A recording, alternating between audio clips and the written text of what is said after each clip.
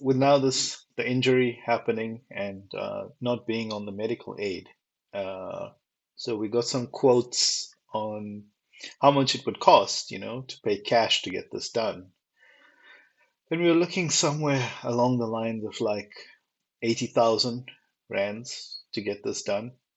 Uh, and when when you have to go into private hospital, none of these doctors are going to say, okay, no, you can pay me in installments and stuff, because that's not how it works. They wanted this entire amount upfront. And now this is not just the doctor to perform the op.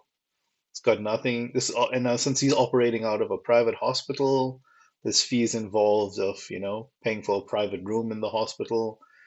So you're looking somewhere upwards of like 150,000 rands to get this done. And that's and now this is only the operation. This is not covering rehab, because rehab, you still have to see what they would be called a specialist. Rehab people are fall under the category of specialists as well. So it was all looking a bit pricey. I mean, at that point in time, with that sort of quote, that's literally almost all the savings that we were going to tide ourselves over. That would have been all gone. And so we made the decision at that time that I would just have to stave off getting this knee repaired until we can make an alternative arrangement, or until one of us gets a job that can put us back onto a medical aid, because they would then pay it in full. So the other thing that I didn't consider was not being able to drive. And uh, with my wife working, the kids still needed to get to school. The grocery shopping still needed to get done. Things, life still needed to go on, even though I was injured. I mean, fair enough, I'm injured, and it's something that would um, you know, put a halt to proceedings, but life still goes on. Shit still needed to get done. And I found myself in a position where I wasn't able to do these things anymore. And firstly, already in that mindset of not having a job, I already thought less of myself at that point. And fair enough, I was doing the stuff at home, being the stay-at-home dad, as I said it earlier, but now not being able to do that as well, I'm thinking to myself, what am I actually, contributing to here? Um, I'm now basically at the mercy of somebody else taking care of me. Hmm. And And during that time, um, were could you feel a difference in the relationship, or your nearness with the girls or with your wife? Were there some things that they felt they couldn't come to you for anymore? Did you sort of feel a slight disconnect there? Were there a lot of frustrations that developed with the girls, maybe because they knew they once knew that strong dad, and mm, now there's this dad that is sitting who can't really do much, or walk really. Um, how did you navigate that time with him? this was this was all me. Yeah. Literally, what you just said now was all my fears and my frustrations. Absolutely nothing on them. Oh, It's lovely. it was amazing to have their support, knowing what had happened to me. Hmm. I they were so understanding of what had happened, and you would think, because at the time, that was 2019.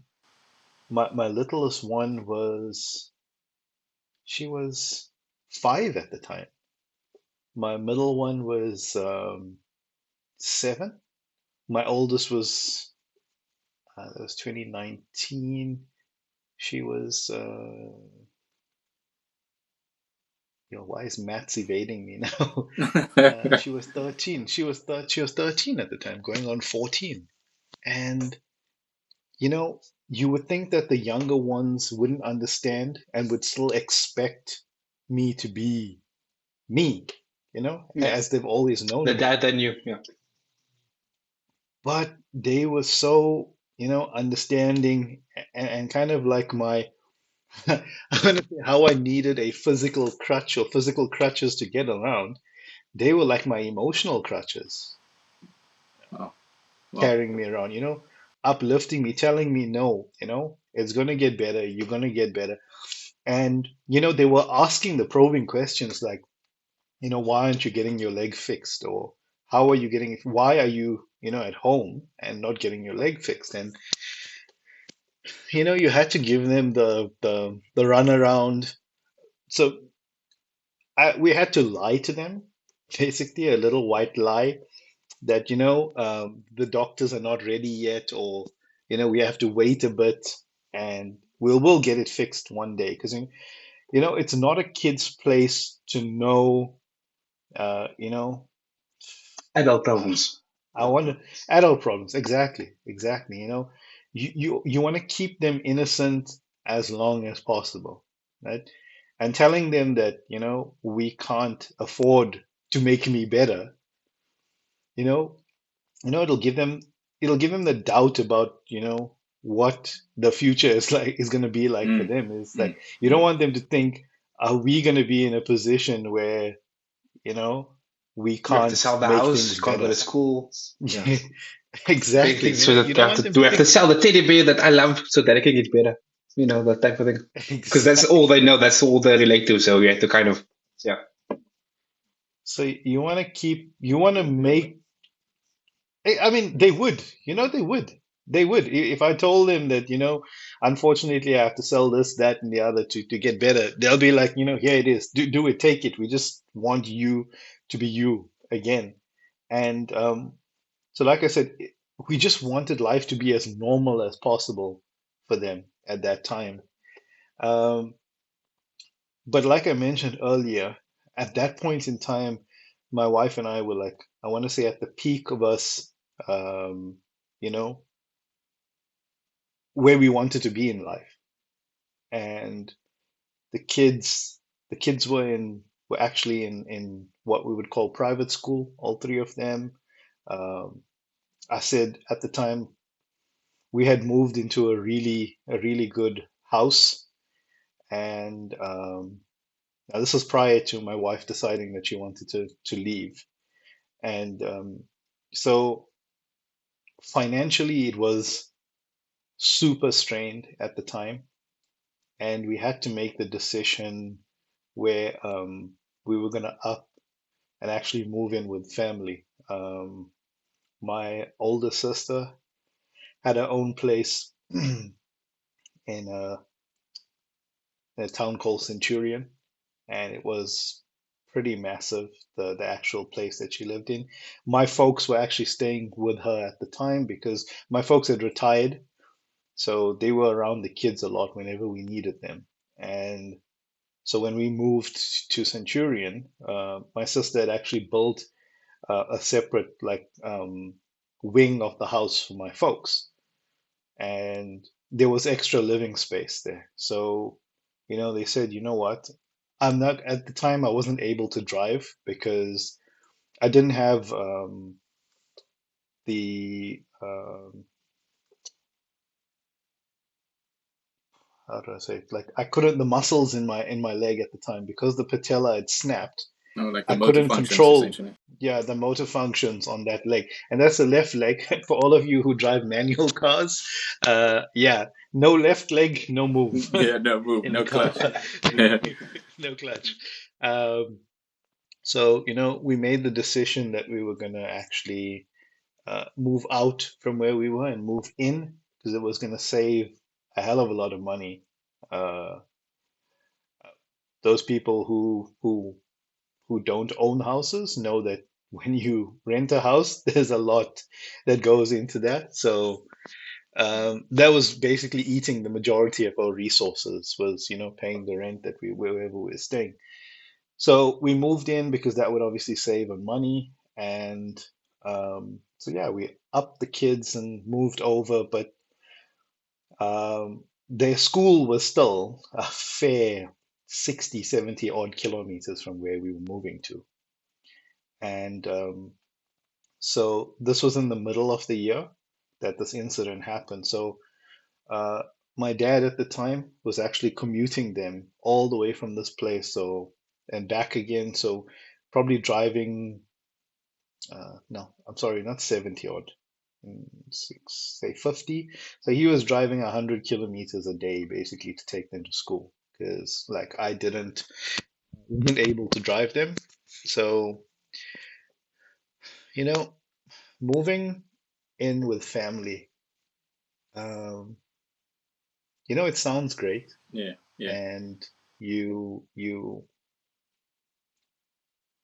they offered, right? And as much as they offered and we were tight knit, um, you still feel like you're a burden hmm. in You, some you sense. can't help but it, yeah, Because I because mean, you're used to contributing, bringing your side of things. yeah. And I mean, we still did. Yeah, We moved over there. We still contributed. I can't say I contributed because I wasn't working at the time. My wife had found a job, but just not in the field that she wanted. She literally took the first job that anybody offered her. As much as experience she had at this high position that she was in, she couldn't be choosy at the time. You know, it wasn't in her nature to not work because, uh, from what I told you earlier, my wife fell pregnant at a very young age, and after giving birth to my daughter, the very first opportunity she could find a job, she did, and from that point on, she had never stopped working. She just, went from better to better to better, and she had carved out this reputation of slaying every job that she went into, and making it known that this is me, here I am, you will notice me, and I am going to get to the next place that I need to be. And now for her to accept this job that she was in, which was a really low pay, I want to say it was like a fraction of what she was earning previously, but her mindset at the time was, I can't allow this and what's happened to stop me from taking care of this family. that's awesome. And That's beautiful. That's amazing. and You just got to give credit to her in those situations. And mhm, if we look at today's society and in the way that we have, this woke culture in which certain perceptions are there, and we won't go down there in that way. But where I can say and why I say this is amazing, or this is beautiful, this is you know a, one in a million. Sorry for the cliche, but we got to hang on to the woman like these. Knows this is my duty to still take care, and she sees you not being able to do that, but it's not a problem. I would assume, but in those discussions of going ahead, did she ever? We are human, and sometimes we drop the ball, we get angry, and we start trying to find any place of hope. And when we look for hope and it doesn't come, we start believing that hope is just not going to be there for us, and that it's just this is the end of our story. You need her to do what she needs to do. But there must have been moments where, even for her going through this, she comes back to you to get some strength and to keep going and to keep believing that things are going to be better. How do you reassure her, even though in your situation that you're limited at the time? How do you reassure her to keep going, and that things are going to be okay? I'm going to be honest with you. I I had to lie. I had to lie to her because at that point I had no hope at the time. Zero. I I was literally faking it to reassure her that all of this was not in vain.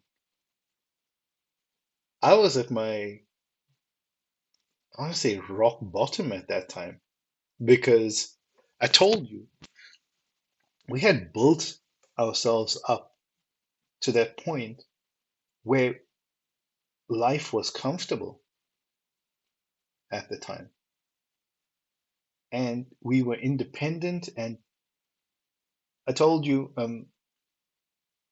with my wife getting pregnant at a young age, there was always doubt that the two of us were going to make it.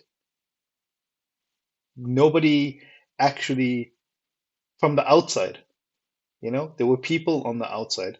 Not, I want to say, look, not people you could see that there were doubts that we were going to make it, right? And here we were at that time, that was 13 years later, where we had felt that we were making it and we had proved people wrong. And now, when this happened, this felt like 100 steps backwards. It may have not felt like 100 steps for her. Maybe she felt like, okay, this is 10 steps backwards, and we'll get there. But for me, I was like, what am I gonna do now? I'm literally just dead weight at this time. Dead weight.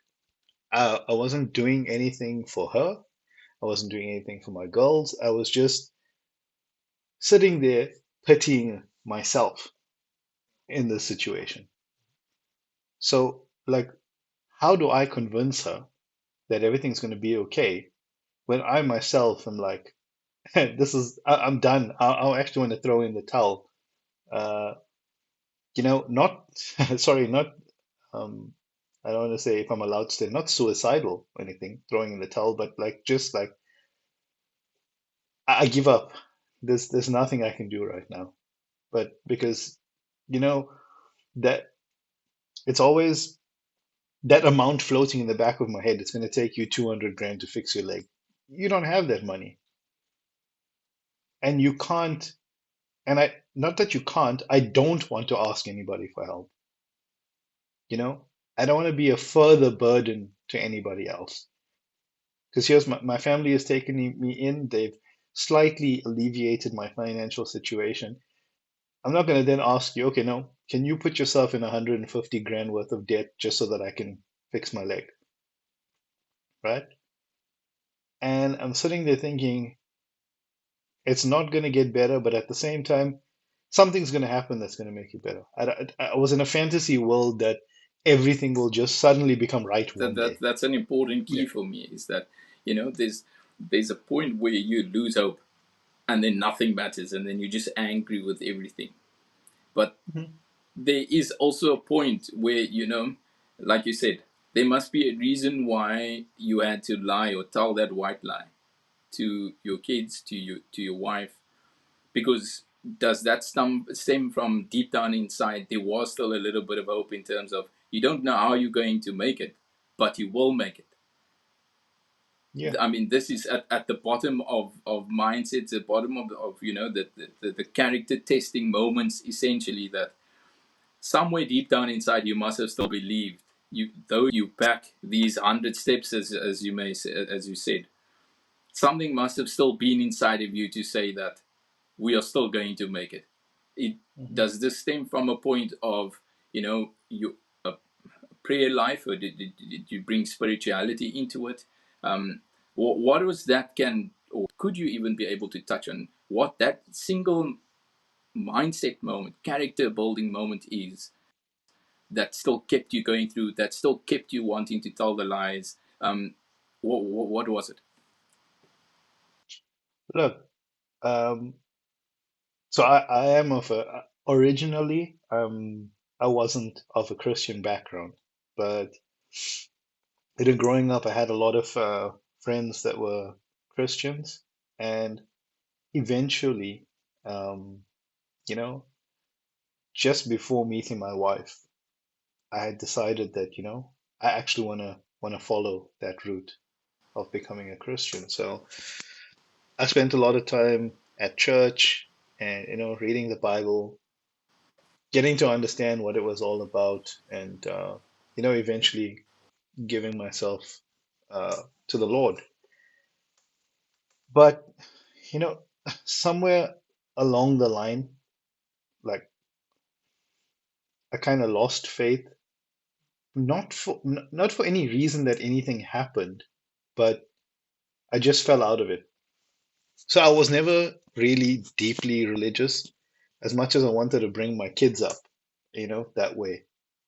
And I wasn't really showing them the right way or what we would consider, the right way, not to offend anyone else listening. Um, but I always felt like God is going to take care of this somehow. I've seen him do it before in our lives because, like I said, those 13 years since we got married and up until the point where this injury happened, there were minor blips in between as well, where, we thought things were not growing the greatest of ways. And then, just minor miracle after miracle happened. And it kept me believing, but I never wholeheartedly put myself into it. I knew that there's somebody watching over me, getting me through this. And not not to get overly religious here, but I felt like I was in a position where I was just taking and taking from whoever's doing this in my life, but not really giving back. But for lack of understanding, it was still going my way over and over again. Even though I was not putting 100% in, I was still getting 100% out of it.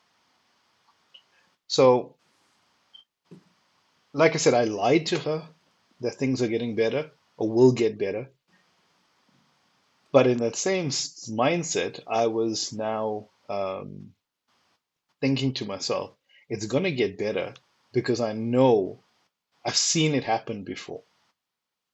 So I'm not, I am lying to her, but with a certain, I don't want to put it, a certain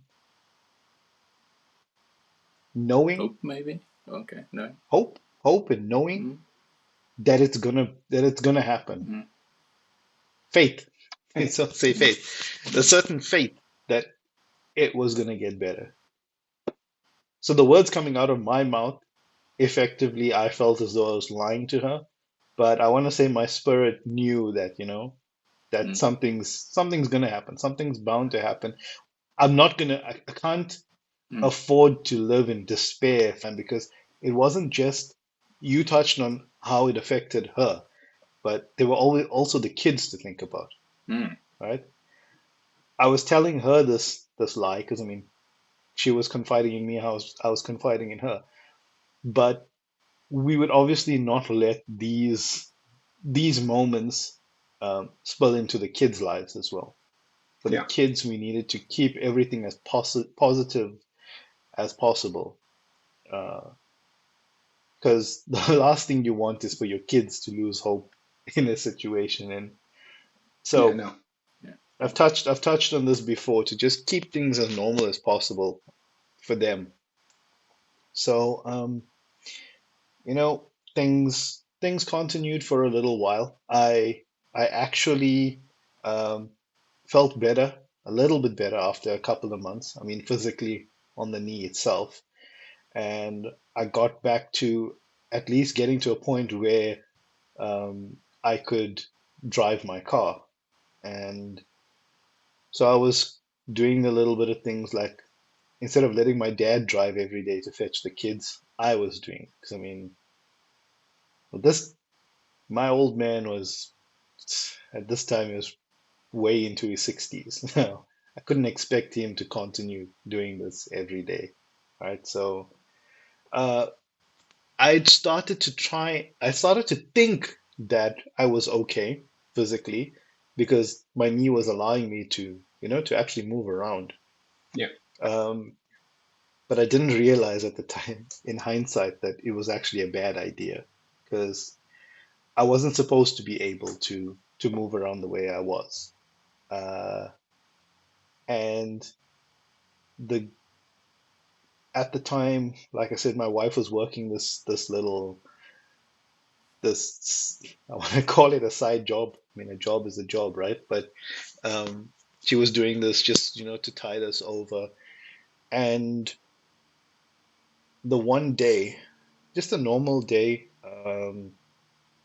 still bearing in mind that I'm still injured completely on my left knee. Nothing was fixed at this time. And a normal day, it was in the evening, just put the kids into the bath. They had finished having a bath. This is now closing on like 7 p.m. And so the kids are done having a bath. So I go into the bathroom just to clean up after them, pick up towels from the floor because kids just do whatever they feel like. And I remember just walking to the bathroom. Now the um, my wife and kids were in the bedroom at the time, and I go pick up the towels, and just as I'm leaving the bathroom, there's one more towel lying on the floor, and I just go to pick it up, like how a normal person would, just literally nothing fancy, just bending down to pick the towel up. Hmm. And all of a sudden, everything just like, don't know if you guys have watched The Flash before, but like when the Flash starts running, everything goes in slow motion around him. Literally in slow motion, my right leg just snaps. I want to say, bear with me, I'm not great at math. I want to say snaps 50 degrees in the wrong direction. Like, Mm. think about taking a twig and just breaking it in half. And all of this just happens in super slow motion. This is, to me, it feels like slow motion. I just hear a snap and I hit the ground and I scream. And when I say I scream, probably the people 10 houses down the road probably heard me scream. This is now the same pain that happened the first time at the school sports times 1,000. So here we go again, ladies and gentlemen. Here we go Here, Round again. two. here we go, round two. And exactly at that moment in time, you may not believe me, but I literally thought to myself, here, excuse my language, Here we go again. what the fuck is going on here? Hmm. And it just, I looked, I'm looking down at myself. I'm looking at this leg. Don't ask me how, like I said, in slow motion. And there's this thing just snapping back in the wrong direction, hit the floor, scream at the top of my lungs, and everyone just comes running in. Now, at the time, my sister, whose place this we were in, she had moved to Cape Town to pursue a job, and so she wasn't there. But my folks were there, and everyone, literally the kids, my wife, my folks, come running into the bathroom, and here I am lying in a heap, screaming my guts out because this, like I said, this was 1,000 times worse than the previous time. I don't know why, because both injuries were exactly the same. Afterwards, we find out afterwards. But this pain is something else. Like, I'm literally screaming out, "Please, somebody stop this pain! Can somebody please stop this pain?" And the exact same feeling I had previously, where my body just goes cold and I'm shivering. This is now a normal day. I was in I was in track pants and a t-shirt, and this is like probably still summer, I want to say, and no, springtime. Everything's fine, and I'm in this cold shiver lying on the bathroom floor, and I'm just saying, "Somebody help me, please!" Just over and over, "Somebody help me!" And everyone's in a panic now. So like, first things first, phone the ambulance, and like embarrassingly, I'm in, like I said, I'm in my track pants, and so the paramedics get over there, and um, they um, they're trying to sort this leg out, and they actually have to cut me out of my clothes Oh, because they couldn't, and they needed to see exactly what happened. And I'm yeah. wearing, don't laugh at me, I'm wearing these, Keeg's gonna laugh at me because I'm wearing these skinny track pants. No Side judge. note, No, Keegan no, hates skinny jeans. no judgment here. No judgment No here. judgments. I'm a big, look, I'm a big guy. I'm a big guy. I've got big thighs, I've got big calves, right? But I like the way those track pants fit me, right?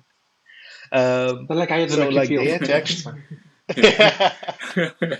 so like they had to, they had to literally cut me out of my pants just to see, like what's going on here. And I remember the guy came on, he came in and he's like, tending to me, and I'm begging this guy, I'm like, please, just give me morphine, please. I'm like, I'm pleading with this guy, and he's like, I don't have it on me, but I actually have something that's stronger and it's going to help you. And he's like, he gives me this little button that I can push, and it hooks me up to this thing. And he's like, and I'm like, okay, is it good to go? Is it good? Can I press the button? He's like, go for it, go for it. And I'm press the button, pressing the button. And I'm like, is it good to go? Is it hooked up? Is it working?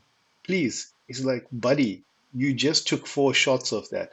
And I'm like, but it's not helping. And then I see the look on his face, and he's like, but this is like 10 times stronger than morphine. I think to myself, if this guy is panicked that this shit is not working Yeah. on me, like, oh, what? Like, I said, are you sure? Are you sure it's hooked up? And he's like, and I'm like a kid now because I'm Yeah. like, I'm saying, Mister, can you Yeah. help me, Yeah. please? Yeah. Like, Yeah. and he's like, no, but you've administered this to yourself. I'm like, but it's not helping me. It's like, okay, no, we're gonna get you out of here as soon as possible. And so he actually sent somebody outside to go. I think another emergency vehicle had come by that time. And then I just remember the guy bringing like a mask and putting it on my face, and then I was out. So I think they knocked me out. They got the stuff that would make me sleep. And then I wake up in the hospital, and uh, now they do the same thing that they did the last time, where they send me in for the scans and stuff, only to find out, shit, the exact same thing has happened. I've snapped the patella on the right knee. And so now I'm now 2 legs down.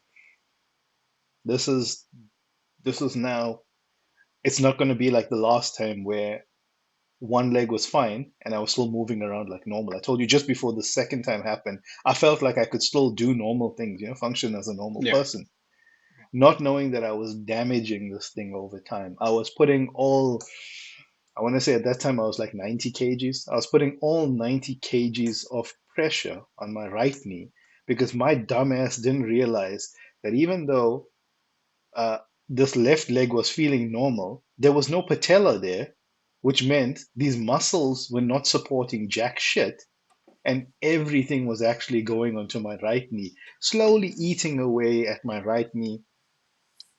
Here's the flashback, Marfan syndrome.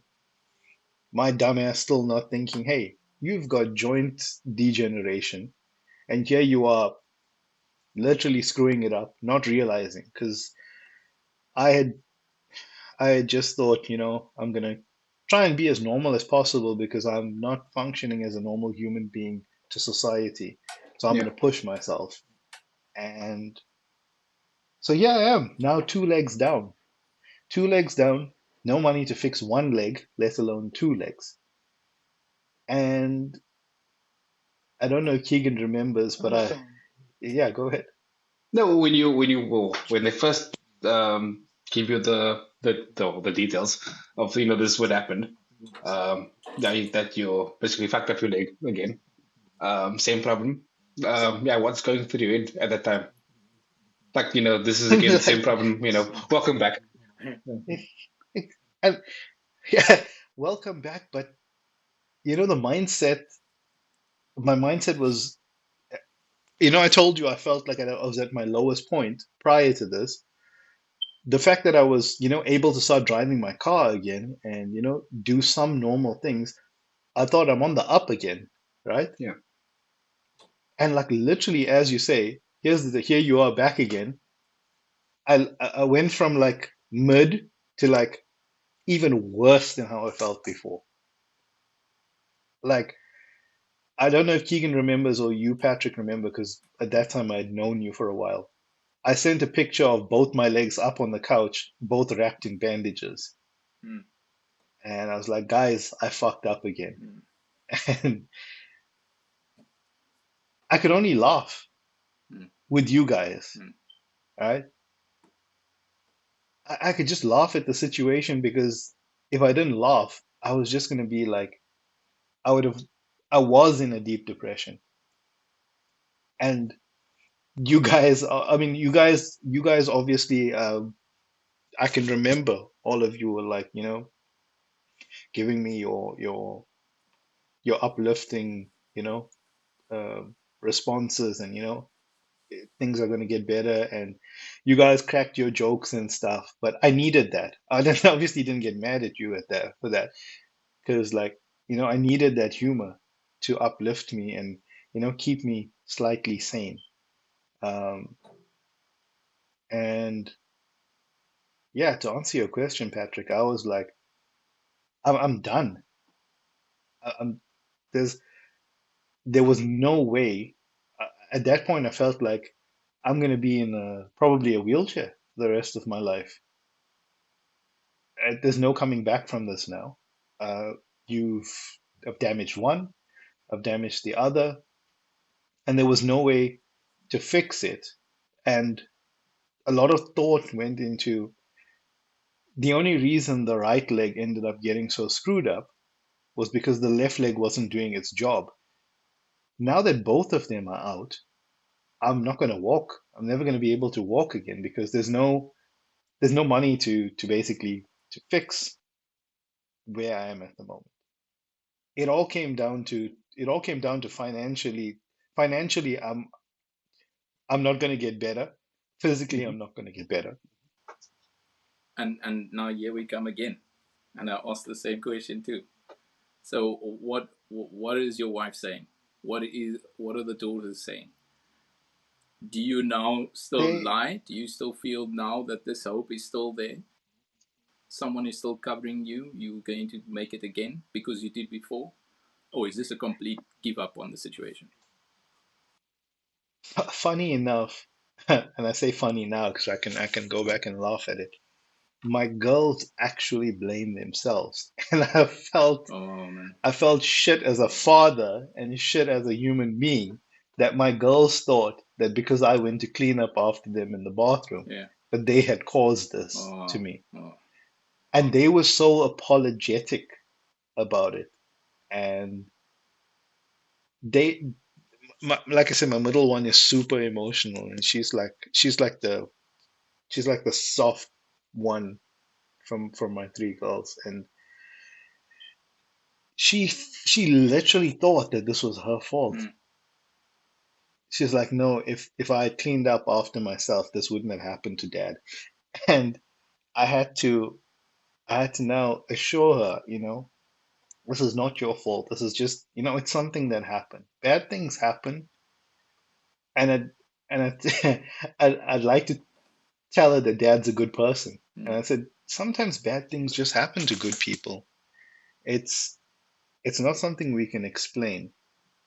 We we just have to learn from the bad things that happen and not let it get us down because things are always going to get better. Maybe she'll learn this lesson further on in life that sometimes things don't get better, right? But it's not my place to teach her that lesson now. I need to let her know that there's always going to be hope and she shouldn't, let go of that because if it's instilled in her now that, there's a possibility that things don't get better, she might just give up trying on anything and everything Yeah, going forward yeah, in life, yeah. Yeah. right? So yeah, I mean, to to answer your question, I still had to lie to them. But like I said, in doing so, I may have called it a lie, but I also wanted to believe that things are going to get better.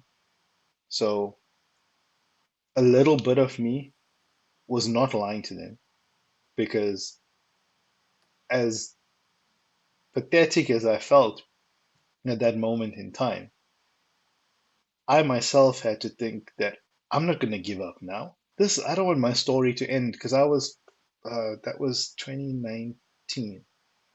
That was 4 years ago. I was 35. I mean, most guys would think 35 is your prime. Mm. I'm like, I'm not going to get shot down in my prime and, you know, find myself in the situation where I'm going to give up now.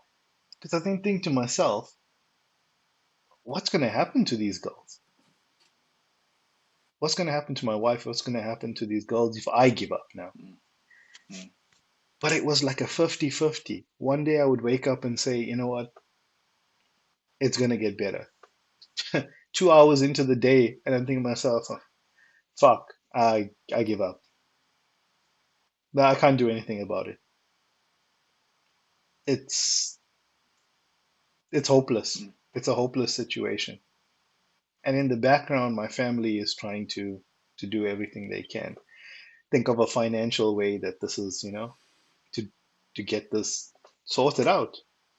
Mhm. And bro, if I tell you guys that what I told you earlier about miracle after miracle happening throughout my entire life, uh, and since being with my wife, just out of the blue.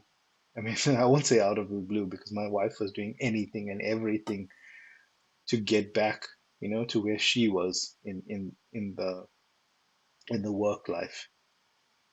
And just literally a while before this happened,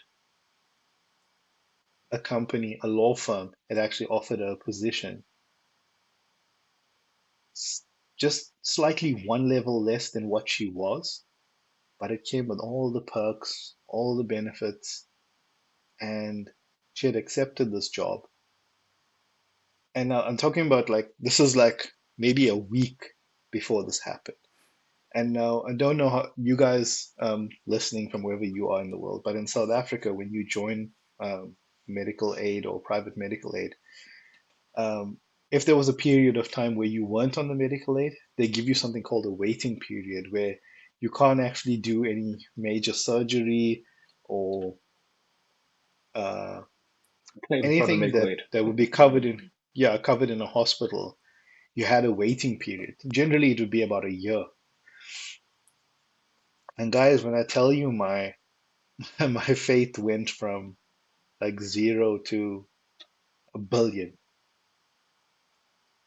this company pulled every string possible. This is my wife, brand new to this company. They don't know her from somebody out in the street. And they pulled every single string and they got the medical aid to actually cover the surgery on my knee. Wow, that's amazing. Well, and and at that point in time, I remember going back and thinking, you know, the situation is hopeless. This is just after we had moved out of our house and moved in um, with my folks. And I'm thinking to myself, you asked me earlier, like, how did you feel? And, speaking to my wife. And I told you things were hopeless, but I still thought to myself, somehow it's going to fix itself. And here it is. Here it is. Here's the miracle again. Mm. Mm. In my despair, that entire time, I still didn't turn. Like I said, I don't want to make this all about religion, but in all my despair, I never turned to to God wholeheartedly. You know, I had my little mutterings into the air when I was alone by myself, saying, "Please, can you make this better?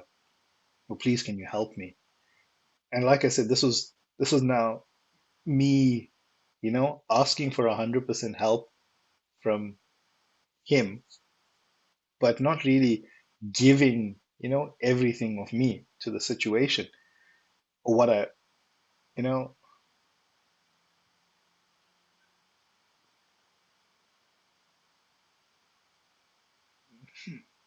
It's fine.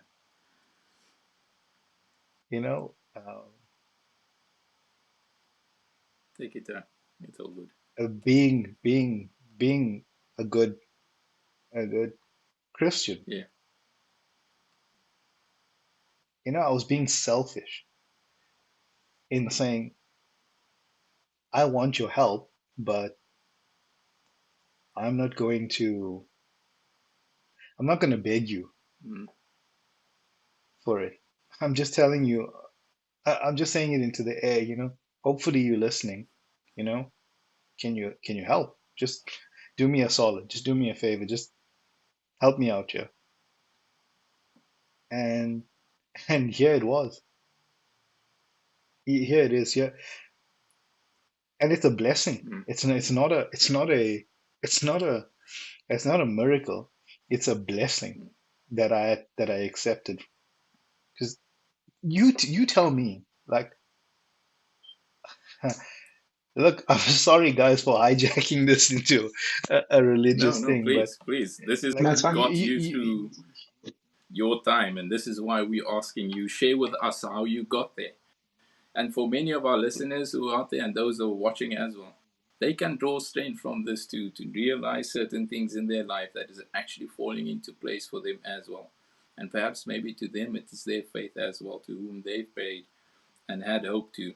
And you are certainly speaking to a lot of them out there who's listening. And for me, sitting back here, and I don't know what it is for Patrick as well, I am a person of faith too. And to hear a moving moment like this, where there was no hope, it hits me in a beautiful way. It inspires me to realize that, for every situation when we have faith, that there's someone who's going to help us if we don't give up and we just believe. And maybe it's different for a lot of people, but I connect with it in this way too. And strengthens my faith to know that God loves all his children as he does for me. And yeah, man, and I really appreciate what it is that you share with us. just like when I take a step back and look at it, like, how else could it be that everything just fell into place? And when I say everything fell into place, the bad and now the good that was coming out of the situation. Because, like I said, the day after the second incident happened, I'd given up completely, like absolutely completely. Like I'm thinking to myself, what have I done in my life that's so terrible that has now put me into this position? I'm not a bad person by any stretch of the imagination, or I'd like to think that I'm not a bad person. You know, I was the type of guy, like, even when I didn't have much, I would give it away if it meant that somebody else felt better. And my wife always tells my kids that your dad would give up his plate of dinner if it meant that he could feed somebody else. And I'm thinking to myself, I've I've done I've done, you know, good things in my life. But, like, why do I find myself in this situation here? And is this now going to be the end of it? Am I going to become now a bitter, angry, you know, somebody who can't really do much for anybody else? Mhm. Is it going to turn me into this horrible person now?